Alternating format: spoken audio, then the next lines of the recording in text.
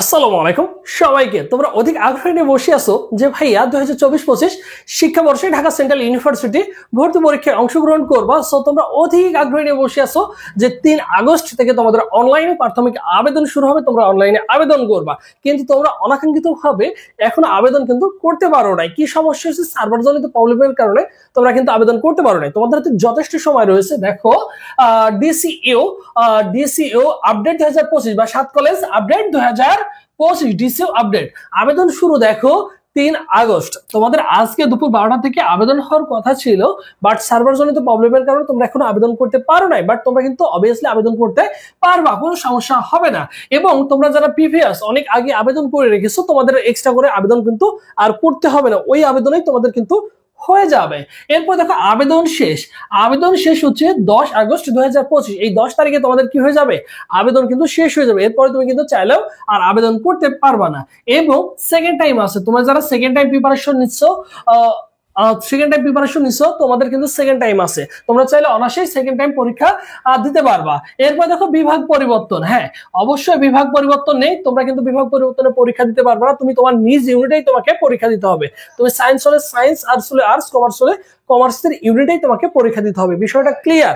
এবং তোমাদের ভর্তি পরীক্ষা তোমরা সকলেই জানো, তোমাদের ভর্তি পরীক্ষা হচ্ছে তোমাদের ভর্তি পরীক্ষা কয় তারিখ আছে? 22 এবং হচ্ছে 23 তারিখে হচ্ছে তোমাদের ভর্তি পরীক্ষা। এই 2 তারিখের মধ্যে তোমরা কি করতে পারবা? অবশ্যই ভর্তি পরীক্ষা দিতে পারবা। সো মোটামুটি তোমাদের হাতে আর সময় রয়েছে কতদিন মতো?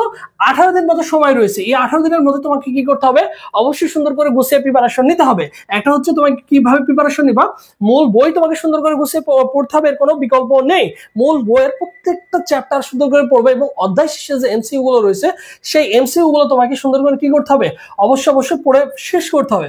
এরপর দেখো প্রশ্ন সলভ, বেশি বেশি করে তোমাকে কি করতে হবে? যত বেশি প্রশ্ন সলভ করবা ভর্তি পরীক্ষায় তুমি কিন্তু ততই ভালো করবা। যত প্রশ্নের সম্মুখীন হবা আর তুমি কিন্তু ততই কি করবা? ভালো করতে পারবা। এবং তোমাকে শেষ পড়তে এসে প্রতিদিন এক্সাম দিতে হবে। তোমাকে কি করতে হবে?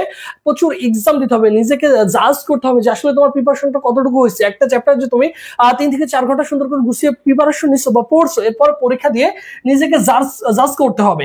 এরপর দেখো যে সময়টা রয়েছে প্রতিদিন তোমাকে 10 থেকে 12 ঘন্টা পড়তে হবে। এই কাজটুকু যদি করতে পারো, শেষ মুহূর্তে যে 18 দিন সময় রয়েছে সুন্দর একটা গুড একটা প্রিপারেশন হয়ে যাবে। এইটুকু করতে হবে ইনশাআল্লাহ। এবং তোমরা অনেকেই জানো ভাইদের স্পেশালি একটা অনলাইন এক্সাম ব্যাচ রয়েছে। এই এক্সাম ব্যাচে তুমি কি কি পাবা? আমাদের সাথে অলরেডি প্রায় 1200 প্লাস স্টুডেন্ট ভর্তি রয়েছে। দেখো এখানে 50 প্লাস এক্সাম দিতে পারবা। প্রিভিয়াস যে এক্সাম গুলো হয়েছে সেই এক্সাম গুলো তুমি সুন্দর করে দিতে পারবা। সাজেশন পিডিএফ পাবা। আমাদের এই এক্সাম ব্যাচটা হচ্ছে সায়েন্স আর্টস কমার্স উভয় ইউনিটের জন্য রয়েছে, সকলের জন্য রয়েছে।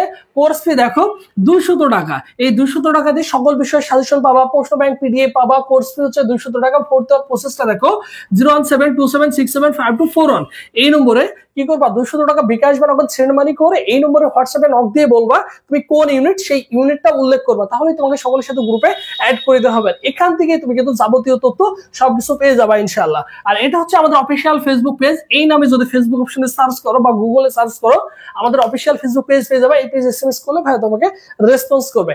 বিষয়টা ক্লিয়ার? সো তোমাদের যদি কারো কোনো কোশ্চেন থাকে বা কনফিউজ থাকে অবশ্যই ভাইদের কমেন্ট বক্সে কমেন্টে জানিয়ে রাখবা।